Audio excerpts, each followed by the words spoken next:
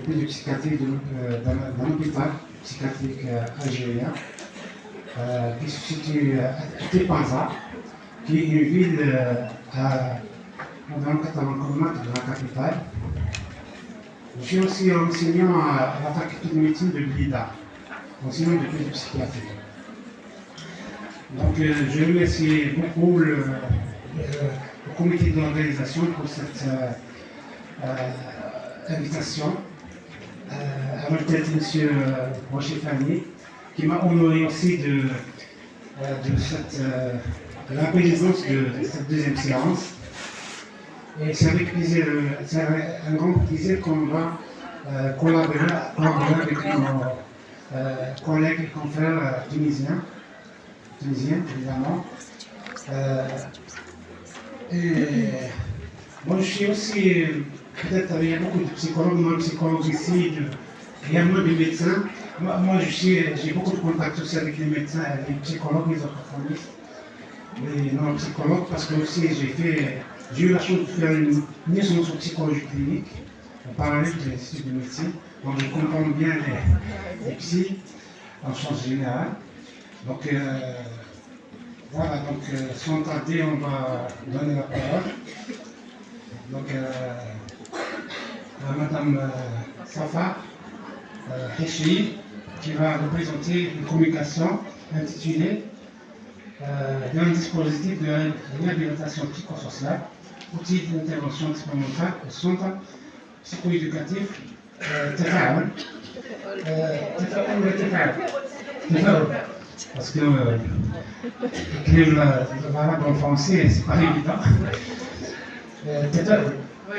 Parce que j'ai compris que puisque c'est psychosocial, l'interaction sociale, c'est TFAOL. TFAOL, c'est l'espoir, c'est encore mieux. Et sans tarder, donc voilà une directrice de ce centre et c'est à vous la parole. 20 minutes s'il vous plaît.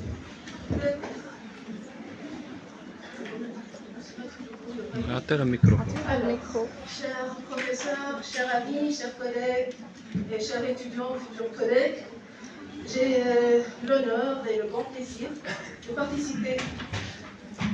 de participer à cette journée, à ce colloque, avec une communication qui s'intitule vers un dispositif de réhabilitation psychosociale.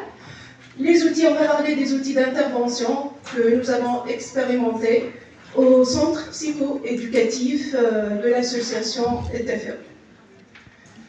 Alors, pour commencer, il faut se mettre d'accord un peu sur la définition de la réhabilitation psychosociale. Il s'agit d'un ensemble de procédés qui visent le rétablissement de l'inclusion, le rétablissement et l'inclusion sociale des personnes avec des troubles psychiques sévères. Alors, jusqu'à présent, la réhabilitation psychosociale est très répandue dans le domaine de la psychiatrie. Notamment, on a commencé avec les schizophrènes. Après, l'activité ou l'intervention s'est étendue aux troubles du spectre de l'autisme. Et nous espérons qu'un jour en Tunisie, parce qu'on manque déjà de cadre légal pour la réhabilitation psychosociale, contrairement à d'autres pays, à savoir la France, qui dispose tout un cadre législatif, à part les centres qui sont mis en place pour la réhabilitation psychosociale. Mais on espère aussi étendre l'activité ou le champ d'intervention aux troubles neurodéveloppementaux et aux troubles neurologiques, notamment, dans notre cas, à l'épilepsie, aux maladies épileptiques et aux troubles neurodéveloppementaux. Alors, ce dispositif thérapeutique qui repose principalement sur la remédiation cognitive, avec ses différents protocoles, l'entraînement des compétences sociales, la psychoéducation et les thérapies cognitivo-comportementales et psychocorporelles. Alors, l'objectif ou le point de mire de la réhabilitation psychosociale, c'est le rétablissement et l'inclusion sociale. Alors, le concept d'inclusion sociale selon l'UNESCO est depuis l'année 1996, avec la Convention de Salamanque pour l'inclusion. Il y a le concept d'inclusion scolaire qui fait partie du concept général de l'inclusion sociale. Donc, ce sont les processus et les résultats l'État qui permettent d'améliorer les conditions dans lesquelles les personnes participent à la société. Et là, notamment, on parle des personnes qui sont stigmatisées ou carrément exclues des différents modèles de participation sociale. Alors, le concept de rétablissement, c'est l'accès à un état d'acceptation de la maladie ou du trouble et des limites qu'elle implique, qui mènent à la découverte de nouvelles possibilités de participation sociale et finalement, on atteint l'épanouissement personnel et l'indépendance autonomique, mais aussi affective et sociale. Donc, lorsqu'on parle de rétablissement, on parle d'un concept tridimensionnel, selon Nicolas Franck. Donc, il y a le rétablissement social, qui concerne l'autonomie en termes de logement, d'emploi, de revenus et de relations sociales.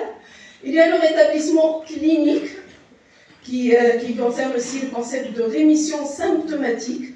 Et là, lorsqu'on parle de maladies psychiatriques ou neurologiques, il y a un traitement, donc il y a une part de rémission qui est plutôt somatique.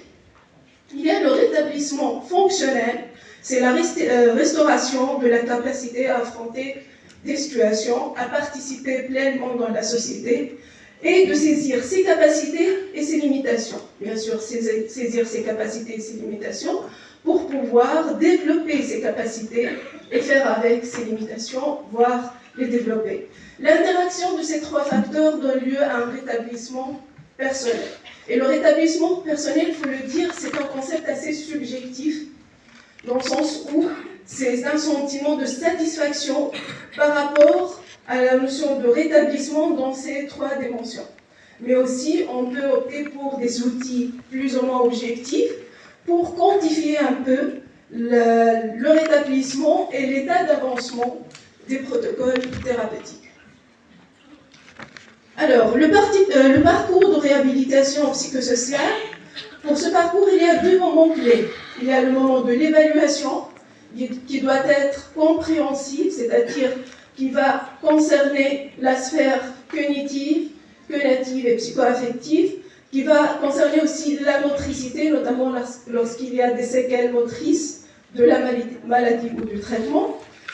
Et donc, il y a l'évaluation neuropsychologique, il y a l'intervention médicale, s'il y a besoin, il y a l'évaluation de l'autonomie, généralement qui est réalisée par les ergothérapeutes ou les éducateurs spécialisés en second lieu peut-être. Et puis, il y a l'évaluation ergothérapique de façon générale qui concerne le domaine des praxis, le domaine de l'autonomie aux activités de soins personnels, etc. Alors, à la lumière des données issues de ces différentes évaluations, on peut décider de la mise en place d'un dispositif de réhabilitation psychosociale ou de l'orientation de la personne vers d'autres structures qui s'avèrent plus spécialisées selon son profil. Une fois admis dans ce processus, on va commencer le processus d'intervention thérapeutique. Donc, comme on l'a déjà dit, l'intervention thérapeutique dans le cadre de la réhabilitation psychosociale, elle repose sur plusieurs techniques.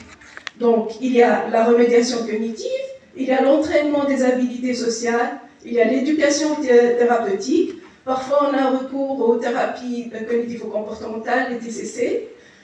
Il y a aussi la réhabilitation psychosociale au sens de favoriser et stimuler les interactions au sein de la communauté, au sein de la famille et du milieu scolaire ou professionnel. Il y a aussi la réhabilitation professionnelle. C'est un processus de préparation à la vie professionnelle ou, dans certains cas, de réinsertion professionnelle ou de relancement du cursus professionnel. Donc là, il y a l'orientation, tout le processus d'orientation professionnelle, suivi d'un protocole de préparation à la vie professionnelle qui contient des séances de remédiation cognitive. On appelle ça la méthode de remédiation des compétences spécifiques, donc on va voir les détails après. Il y a aussi le choix et tout le processus de choix de la vocation, ou de changement parfois de vocation suite à une lésion ou autre. Et puis, il y a le support support des pairs ou le support social en général, donc le support des familles. Il faut procurer ou donner du support au patient et à sa famille parce que généralement la souffrance s'étend au groupe familial. Alors, le centre psychoéducatif TFEOL en 2 mots, il est créé en octobre 2012. Il est toujours soutenu par l'association TFEOL pour enfants et adolescents épileptiques et malheureusement, jusqu'à présent, depuis 2012, c'est la seule structure sur le territoire tunisien qui prend en charge des personnes épileptiques, donc que ce soit des enfants, des adolescents ou des adultes. D'où le grand problème de passation, notamment à l'âge adulte. Alors, les recommandations de l'association américaine de l'épilepsie, c'est qu'il faut donner un programme complet d'épilepsie. C'est un programme dans lequel une équipe multidisciplinaire est amenée à collaborer pour fournir une approche organisée de la gestion des personnes ayant des problèmes complexes liés à l'épilepsie. Il faut dire que 70% des personnes qui présentent une maladie épileptique mènent leur vie tout à fait normalement. Il y a 30% où il y a une forme d'épilepsie pharmacorésistante et sévère, donc qui est associée avec des situations de handicap plus ou moins sévères.